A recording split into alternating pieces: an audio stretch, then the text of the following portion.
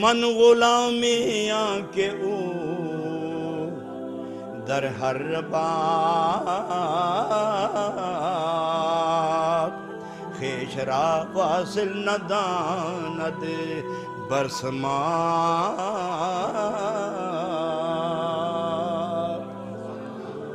ہم تو اس کے اس دسترخوان کے مالک کے غلام ہیں جو ایک دسترخوان پر ہی جا کے نہیں کہتا کہ رک جاؤ بس یہی ہے، سمجھو سمجھو سمجھو سمجھو۔ ہم تو اس کے غلام ہیں جو ایک دسترخوان پہ لے جا کے کہہ رہے بس یہ اور نہیں، بس اور نہیں۔ مشرق مغرب شمال جنوب عرش فرش سارے جہان مہمان ہیں، اور دسترخوان بچھائے فرمایا یہ دیکھا ہے کیا ہے، دوسرے دسترخوان پہ آپ چلتے ہیں۔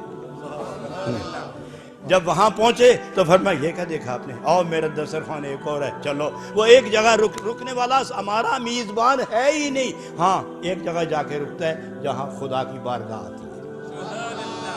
آؤ پھر لے کے جو واپس آتے ہیں وہ کون ہے ان کو غذا فراہم کرنے والا؟ دسترخوان کا مالک جناب محمد الرسول اللہ صلی اللہ علیہ وسلم۔ گویا سب کچھ اس بارگاہ کی عنایت ہے، رزق رب کا، عطا اس کی، دیتا وہ ہے، مگر بارگاہ جناب محمد الرسول اللہ صلی اللہ علیہ وسلم کی ہے۔